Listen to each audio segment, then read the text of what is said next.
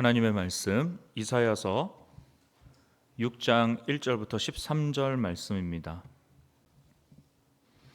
우시야 왕이 죽던 해에 내가 본즉 주께서 높이 들린 보좌에 앉으셨는데 그의 옷자락은 성전에 가득하였고 스랍들이 모시고 섰는데 각기 6날개가 있어 그 둘로는 자기의 얼굴을 가리었고 그 둘로는 자기의 발을 가리었고 그 둘로는 날며 서로 불러 이르되 거룩하다 거룩하다 거룩하다 만군의 여호와여 그의 영광이 온 땅에 충만하도다 하더라. 이같이 화답하는 자의 소리로 말미암아 문지방의 터가 요동하며 성전의 연기가 충만한지라. 그때 내가 말하되 화로다 나여 망하게 되었도다. 나는 입술이 부정한 사람이요 나는 입술이 부정한 백성 중에 거주하면서 만군의 여호와이신 왕을 배웠음이로다 하였더라. 그때 그 스랍 중에 하나가 부젓가락으로 제단에서 집은 바 빈 숯을 손에 가지고 내게로 날아와서 그것을 내 입술에 대며 이르되 보라 이것이 내 입에 닿았으니 내 악이 제하여졌고 내 죄가 사하여졌느니라 하더라. 내가 또 주의 목소리를 들으니 주께서 이르시되 내가 누구를 보내며 누가 우리를 위하여 갈고 하시니 그때 내가 이르되 내가 여기 있나이다 나를 보내소서 하였더니 여호와께서 이르시되 가서 이 백성에게 이르기를 너희가 듣기는 들어도 깨닫지 못할 것이요 보기는 보아도 알지 못하리라 하여 이 백성의 마음을 둔하게 하며 그들의 귀가 막히고 그들의 눈이 감기게 하라.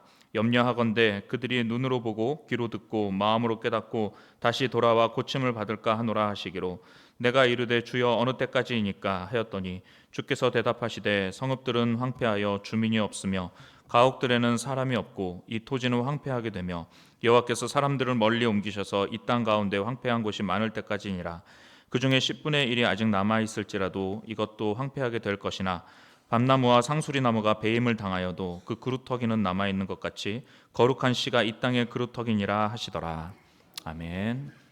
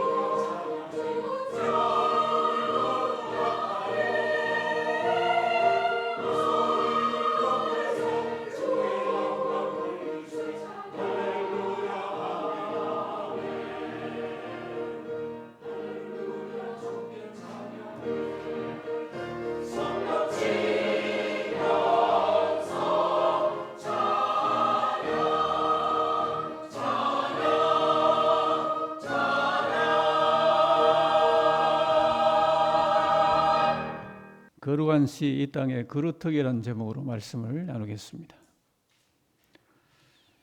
한 해의 절반에 거의 이루고 있습니다.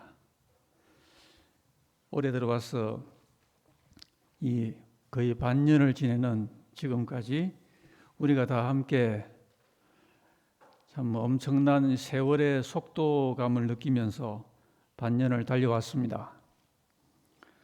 주님 오실 날은 그만큼 더 가까워졌죠. 이렇게 고속 질주하는 지구촌의 열차 속에서 우리는 믿지 않은 사람이 갖고 있지 못한 굉장한 도움을 받고 있는 게 있습니다. 바로 성경이라는 망원경의 도움을 받고 있는 겁니다. 우리는 눈앞에 코앞의 일만 보지만 성경은 영원을 보기 때문입니다.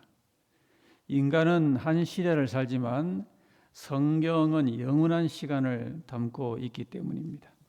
특별히 성경상의 예언자가 우리에게 받아서 전해주는 내용은 한 시대만이 아니라 오고 오는 모든 세대에 공감을 주고 영감을 주는 것입니다. 이사야서는 구약 성경에 상당히 두터운 그런 대예언서의 그 첫 책이죠. 중요한 예언서입니다. 성경에 나오는 이 예언자들은 두 가지를 듣는 귀를 갖고 있었어요. 하나는 하나님의 음성이고요. 두 번째는 시대의 흐름입니다. 이 둘 다 놓치면 안 되는 것이었습니다. 하나님의 음성을 듣기 위해서는 늘 성결한 가운데 하나님께 귀를 기울여야 됐고, 시대의 소리를 듣기 위해서는 시대를 예리하게 보는 그런 남다른 분별력을 수련하여야 했습니다. 하나님 말씀과 더불어 현실 가운데 6월을 맞았습니다. 금주 중에는 우리나라와 민족이 잊을 수 없는 6.25 74주년을 맞죠. 당시에 침략을 지원했던 두 강대국은 어찌 그리 지금까지도 우리 안보에 영향을 주고 있습니다. 지난 주간에 러시아의 대통령이 북한을 방문해서 우리에게 매우 우려스러운 북러 조약을 남기고 왔죠. 자, 이런 가운데 지금으로부터 2700년 전에 이사야가 받은 소명과 이사야가 가졌던 그 시대의 정신을 우리가 공유한다는 것은 생각해 보면 매우 절실히 필요하다는 것을 우리가 마음에 느끼면서 선지자의 비전에 한번 깊이 동참을 해보는 이 시간이 되기를 바라겠습니다. 먼저 시대 가운데서 부름받는 소명에 대하여 잘 이해하기를 바랍니다. 이사야가 오늘 특별한 소명을 본장에서 받고 있지만은 사실 이사야는 이미 예언 활동을 하고 있는 중이었어요. 그러니까 이미 예루살렘과 유다에 대해서 하나님의 말씀을 받고 그 계시의 말씀을 전하고 이런 예언 사역을 해왔는데, 오늘 이 말씀의 시점에서 하나의 새로운 소명을 받고 있는 겁니다. 이 시점에서 특별히 이사야와 또 당시 왕인 우시야 왕을 둘러싼 크나큰 변화가 그 땅에 오고 있었습니다. 우시야 왕은 대단한 왕이었습니다. 남유다의 역사에서 다윗 왕과 솔로몬의 그 시대에 비견할 만큼 유다국을 부강하게 만들었던 훌륭한 왕이었습니다. 무려 52년간 유다의 최장수 기간 동안 통치했던 군주였습니다. 그런데 그런 통치가 최장기를 이어가고 있는 어느 날 이 유다국에 충격적인 변고가 발생을 했어요. 오늘 본문 1절에 초도에 보면은 우시야 왕이 죽던 해라는 말이 나오죠. 그 나라의 훌륭한 리더로 역할을 수행했던 우시야 왕이 죽은 겁니다. 그런데 그 우시아의 죽음에 대해서 역대하서는 배경을 기록을 하고 있습니다. 특별히 이런 한 절을 유의해야 되는데, 그가 강성하여짐에 그의 마음이 교만하여, 참 사람이 힘들 때만 아니라 잘 될 때, 약할 때만 아니라 강하여졌을 때, 그때도 여전히 착하고 진실하고 겸손하면 얼마나 좋겠습니까? 근데 사람들이 보이는 그 모습을 보면은 거의 공식처럼 약할 때는 수그리다가 좋아지고 잘되고 강해지면은 이 교만이란 병이 찾아온다는 것이 보편적인 인생의 본질적인 문제요, 부패성인 것 같습니다. 제사장만이 수행하는 그 지성소에 분향하는 일을 이 우시야 왕이 내가 하겠다 하고 나섰어요. 그때 제사장이 여호와께 분향하는 일은 왕이 할 바가 아닙니다, 이렇게 바른 말을 하니까 이 왕이 화를 벌컥 냅니다. 왕이 그렇게 제사장에게 화를 내는 순간에 우시야 왕의 이마에 나병이 발병을 합니다. 그래서 쫓겨나서 별궁에서 살다가 최후를 맞습니다. 그렇게 훌륭한 왕인데요, 그렇게 하나님의 왕국을 위하여 지상에서 대단한 업적을 쌓아오던 사람이 말년에 많은 성공을 거두었던 그의 인생이지만 자기 마음에서 우러나오는 교만과의 싸움에서는 그만 실패한 겁니다. 이 왕의 죽음은 유다 왕국을 한순간의 위기로 몰아갔어요. 나라의 평안과 나라의 위기는 때로는 한순간입니다. 많은 나라와 민족들의 역사가 그것을 증명해 주고 있습니다. 아무리 외교를 잘하고 아무리 국방을 잘했어도 세상 통치라는 것은 영원함이란 건 없어요. 인간이 다스리는 통치에 무슨 영원이 있겠습니까? 우리나라도 현재 세계 초강국들에 둘러싸여 있는 지정학적인 문제를 갖고 있죠. 많은 세계적인 시사학자가 대한민국이 저런 지정학적인 위기에 놓여 역사를 진행해 오면서 어떻게 지금까지 생존해 왔고 지금 세계사적으로 오롯이 저렇게 존재감을 떨치고 있는가 놀라고 있다고 하는 것이죠. 당시에 북이스라엘은 강대국인 아수르에 의하여 얼마 후에 망합니다. 나라가 망하기 일보 직전이었고요. 동쪽에서는 더 크고 힘센 바벨론이 일어나고 있었어요.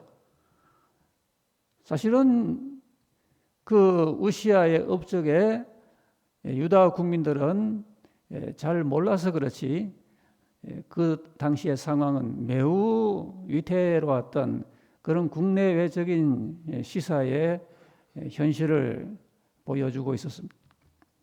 이사야는 왕족이었다고 합니다. 우시야 왕이 이사야의 사촌형이라고 하는 것이죠.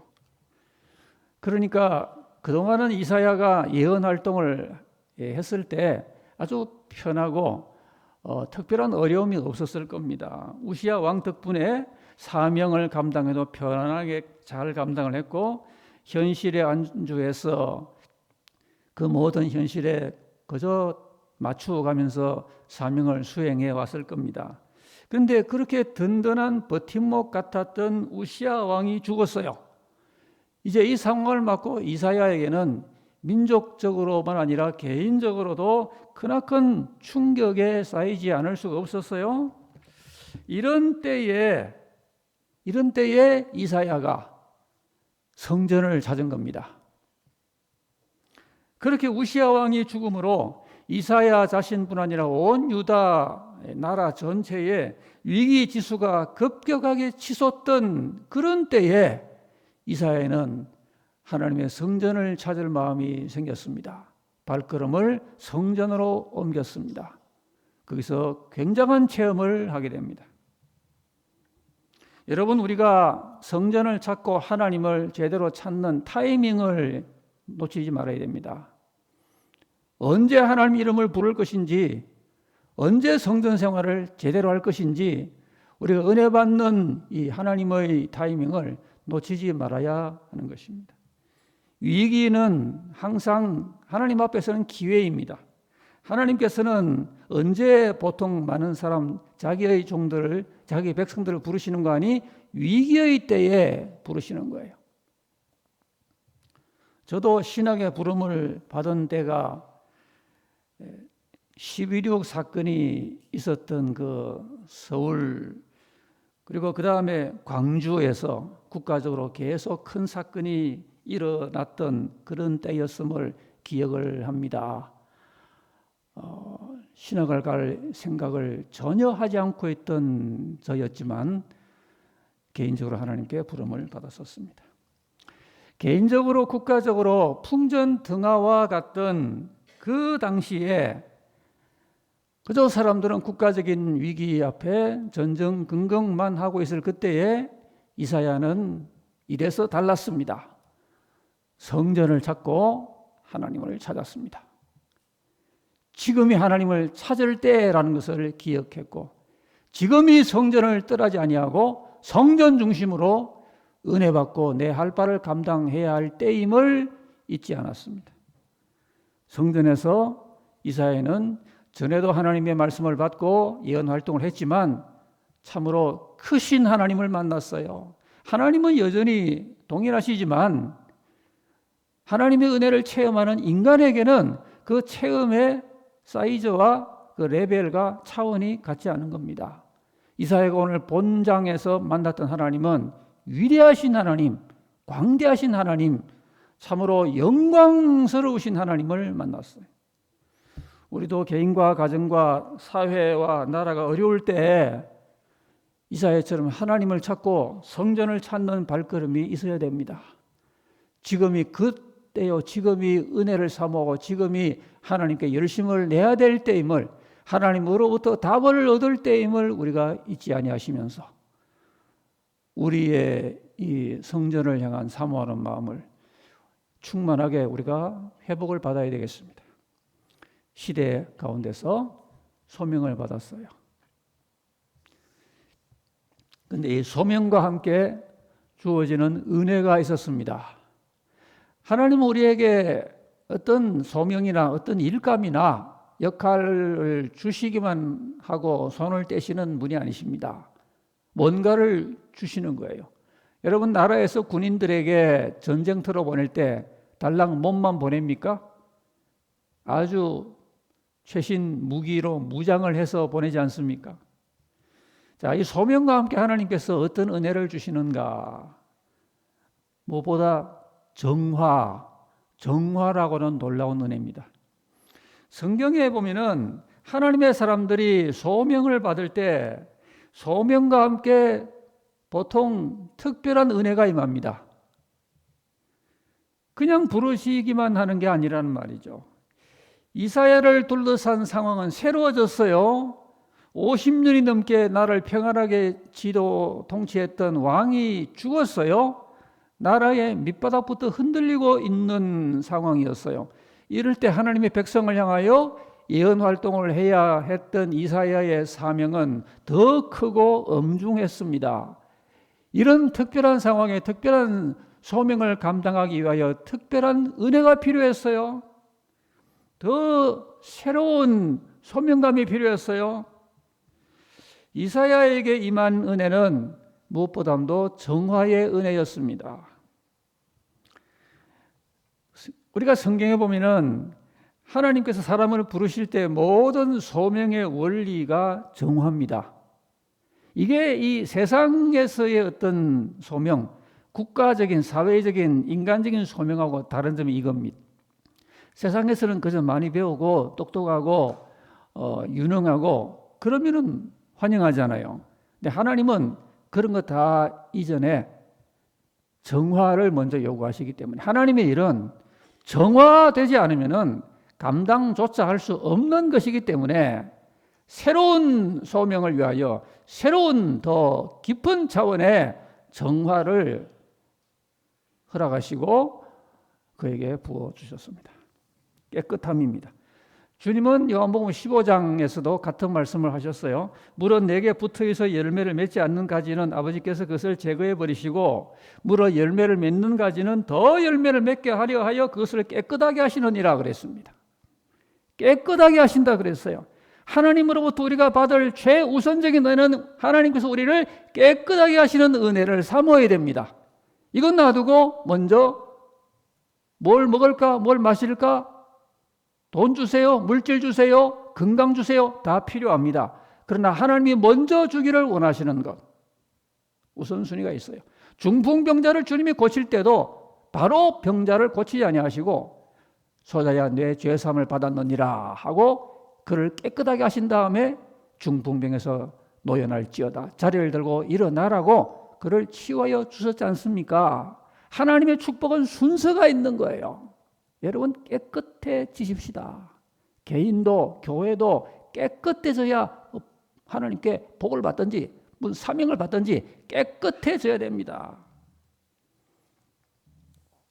오늘 본문 7절에 보면은 자기 입술의 부족함을 깨닫고서 하나님 앞에서 황망해하는 이사야에게 하나님이 놀라운 말씀을 주시죠. 이것이 내 입에 닿았으니 내 악이 제하여졌고 내 죄가 사해졌느니라.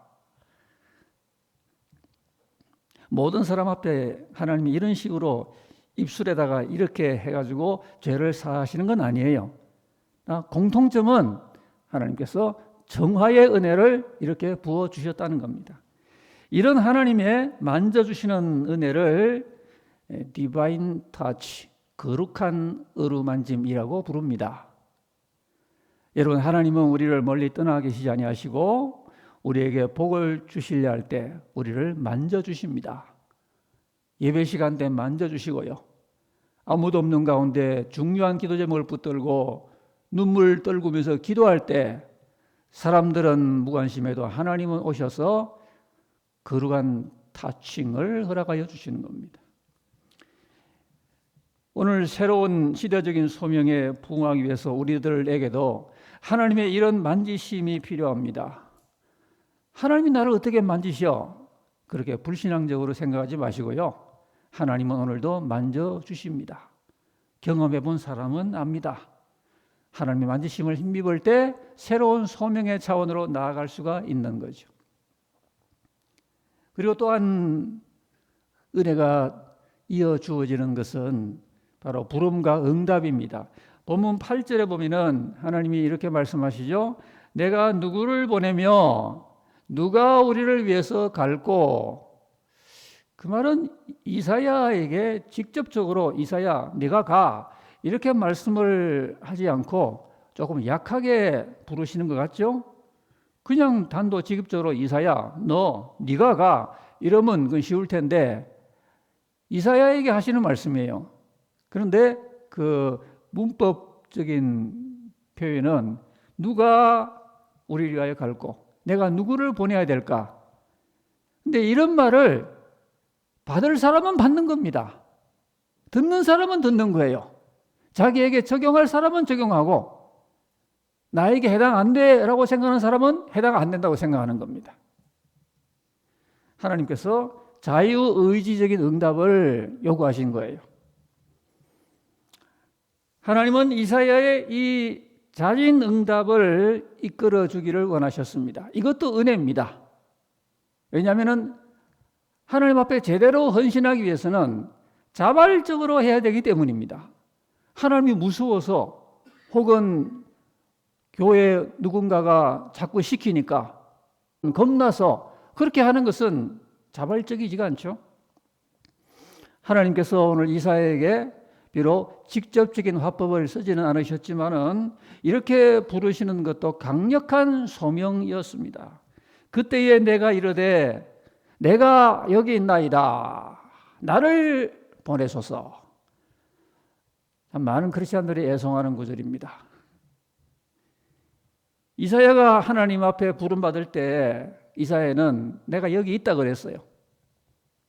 하나님이 다 아시는데 요나처럼 나 여기 없어요 이러면 안 되겠죠? 너 거기 있는 줄 내가 알고 너를 부른다. 누가 갈고 그럴 때 하나님 다 아시는데 어떻게 요나처럼 피하겠습니까? 내가 여기 있나이다. 나를 보내어 주세요. 여러분, 이게 소명입니다.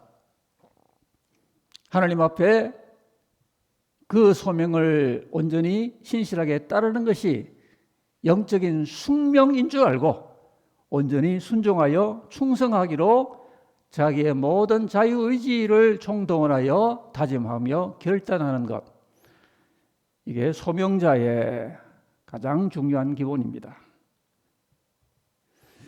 6.25 전쟁에서 너무 놀라운 점은 여러분, 우리나라가 이 세상 모든 나라 가운데 요즘 뭐 한류 그러니까 이만큼 알려지고 이러지 몇십 년 전만 해도 한국이라는 나라를 도무지 세계 거의 모든 사람들이 몰랐잖아요. 88 올림픽 할 때도 그런 나라가 있었나라는 지구촌 사람들이 많았다는 거죠. 그러니 6.25 때 그런 극동에 이런 나라에 전쟁이 벌어졌다는 것을 사람들은 거의 다 이해를 하지 못했던 그런 때에, 그러나 이런 땅을 위하여 알지 못하는 많은 소명자들이 와주었습니다. 미국의 국방부는 당시 우리나라에 와서 싸우다가 목숨을 잃은 미국 군인의 수를 36,574명이라고 보고를 하고 있습니다. 미국의 알링턴 국립묘지에 무명용사의 묘라는 묘가 있는데요, 그게 이런 글귀가 있다는 거죠. 아무도 모르는, 신만이 아시는, 신에게만 알려진 미국 군인이 여기에 영예로운 영광 속에 잠들어 있습니다. 하나님께만 알려진 그 무명의 용사가 대한민국을 알지도 못하는 당시에 여기 와서 싸우다가 그렇게 많이 죽었어요. 자유와 생명이라고 하는 그 대의를 위하여 부름받다가 목숨을 잃었어요. 그러나 그들의 그 소중한 죽음으로 인해서 많은 사람들이 평화를 누리고 안녕을 얻게 되었습니다. 이것이 소명의 삶입니다. 하늘의 부름을 받고 신의 부름을 받고 주님의 부름을 받고 그 부름에 가장 영광스럽게 인생을 사는 것임을 직감하고 하나님 앞에 그 부름 앞에 몸을 던지는 이러한 인생이 짧게 살든 길게 살든 뜻깊은 의미를 이루는 소명의 삶이라고 하는 것입니다. 이사야가 받은 이 소명에 이런 은혜가 담겨져 있었어요. 자, 이제 이 소명에는 놀라운 게 또 들어 있었습니다. 그것은 비전과 소망이라고 하는 겁니다.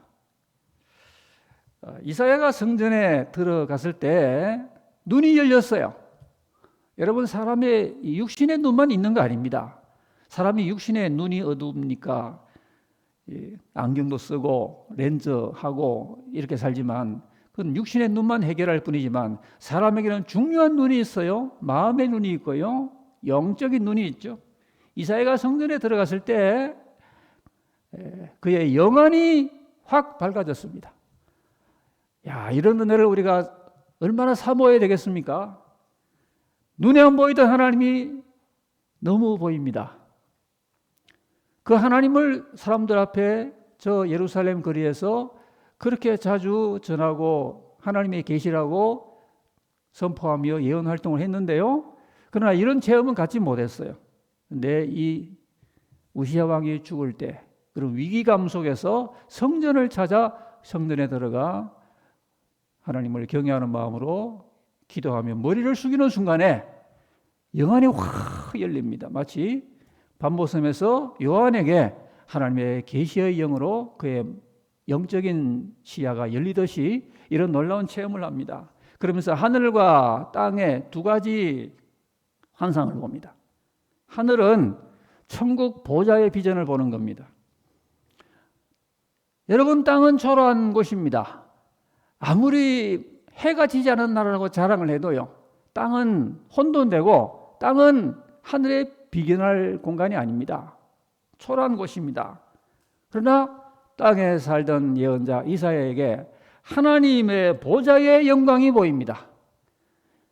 인간이 살면서 하나님의 보좌의 영광을 한번 본다면 이보다 더한 은혜가 어디 있겠습니까? 성경에 보면요, 하나님을 만나 뵙는 그런 성경의 인물이 몇몇 있지 않습니까? 그런데 이사야처럼 이렇게 하나님을 그 정중앙 그 위에 정면으로 하나님을 이렇게 뵌 인물은 성경에 드뭅니다. 하나님의 옷자락이 성전에 가득해요. 3절에 보면은 그의 영광이 온 땅에 충만하도다 그랬습니다. 우리가 이 땅에서 많은 초라한 현실, 복잡한 현실, 많은 부패한 냄새들이 나는 이 땅이지만 그것만 보고 얼굴을 찡그리지 말고요, 여호와의 영광을 이사야처럼 볼 수 있어야 됩니다. 내 눈에 지금은 안 보여도 하나님의 그런 영광을 우리가 믿고 기대하고 영안이 열려 우리도 볼 수가 있어야 한다는 것입니다. 여기에 하나님의 옷자락이 성전에 가득하다는 것, 하나님의 영광이 온 땅에 충만하다는 것은 믿는 자만이 아는 비밀이고 영안이 열려 보는 사람만이 볼 수 있는 하나님의 놀라운 약속이기도 합니다. 하나님의 무소부재 그리고 하나님의 보편 통치를 보여줍니다. 그 옷자락이 온 지면을 지금 다스리고 있다는 것을 상징하는 거예요. 하나님의 옷자락이 성전에 가득하고 하나님의 영광이 온 땅에 충만한 거예요. 세상이 시끄러우면은 하나님의 영광은 우리 눈에 보이질 않습니다. 그러나 예언자의 눈에는 이게 보였다는 겁니다. 하나님은 자기 영광 가운데 지금도 온 땅에 충만하다는 것을 세상이 가장 비참할 때 볼 수 있어야 되고요, 세상이 초라한 가운데 희망의 그 마지막 불꽃조차도 사라질 것 같은 그런 때에도 하나님의 영광이, 하늘은 당연하고 그 영광이 너무도 강렬해서 온 세상에 온 땅에 충만하다는 것을 믿어야 됩니다. 하나님은 이 영광 가지고 지금도 온 땅을 다스리고 있는 거예요. 오늘 세상이 얼마나 시끄럽습니까? 저 중동 땅, 우크라이나는 몇 년째 저러고요. 이제는 저 러시아 지도자가 한반도에 다녀가더니 난데없이 북러 조약을 맺어가지고 지금 한반도도 이렇게 위태한 지경이 됐어요. 중국과 대만도 말할 것도 없고요. 세상에 평안한 곳이 없어요. 너무 무질서하고 내일 일을 전혀 모를 것 같아요. 그러나 우리가 분명한 것은 이사야처럼 이 소망 가운데 이 믿음을 고백해야 한다는 겁니다. 하나님의 영광이 온 땅에 가득하다는 것은 하나님의 허락이 없이는 아무것도 일어나지가 않는다는 겁니다. 하나님의 무소부재하심, 그리고 하나님의 보편적인 이 온 지구촌 통치를 이렇게 보여주고 있는 겁니다. 여러분, 하나님이 지금도 다스리심을 믿어야 되고요, 그리고 하나님의 그 다스림은 영원히 이어질 걸 또한 믿어야 됩니다. 우리가 이 현실에서 천년만년 살 거 아니잖아요. 우리가 살아가면서 현실에 어려운 것을 보면 볼수록 성경을 읽어야 되고요, 요한계시록을 읽어야 되고요, 하나님의 영광의 보좌를 봐야 됩니다. 골로새서 사도 바울은 위의 것을 쳐다봐라, 땅의 것을 보지 말아라.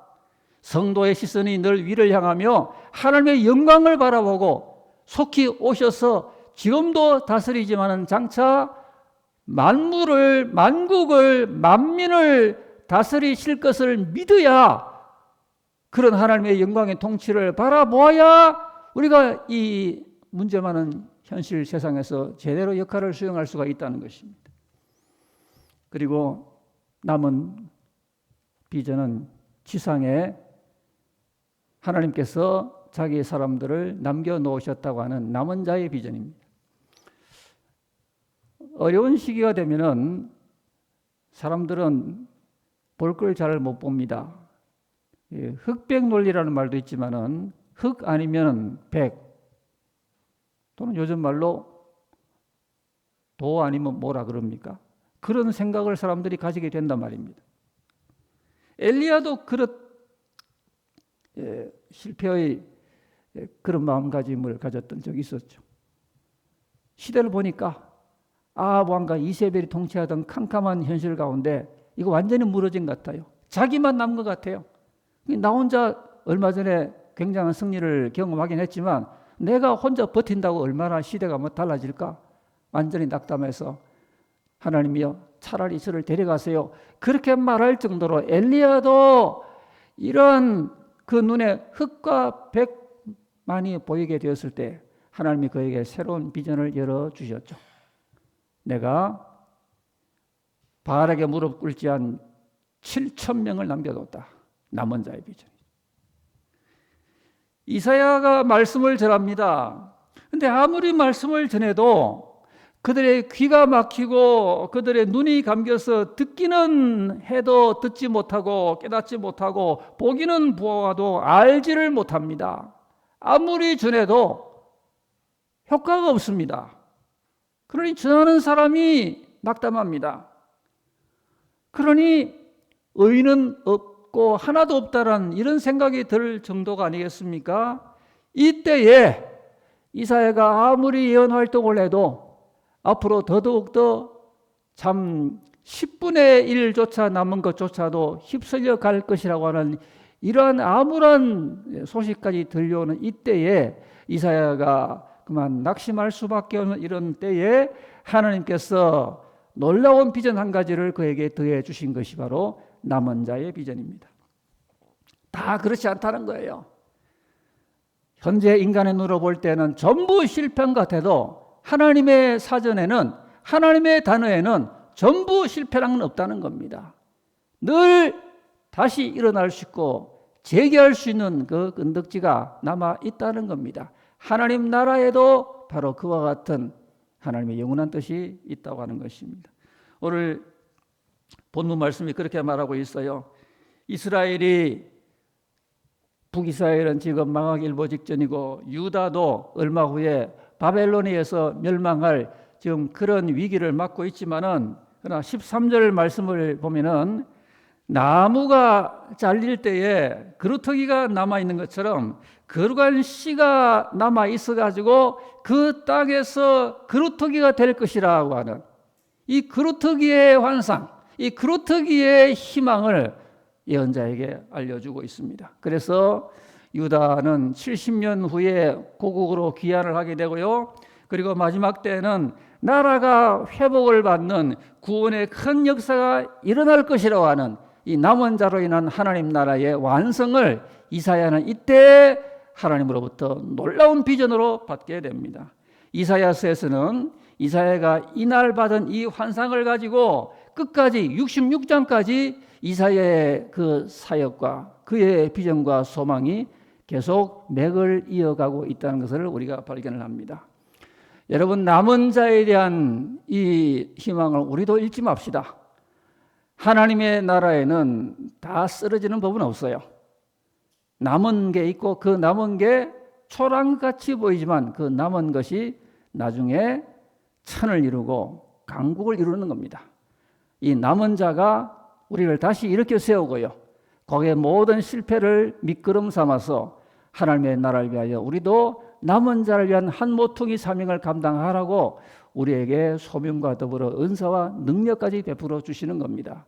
우리가 이사야와 같은 이 은혜 가운데 이사야의 충성, 주님의 은혜를 사모하는 이사야의 신앙의 고백을 이 위기의 시대에 우리도 가지면서 우리 교회가 남은 자의 공동체를 이루는 하나님 앞에 소중한 교회의 모임들 그리고 성도들 각자가 되시기를 축복합니다.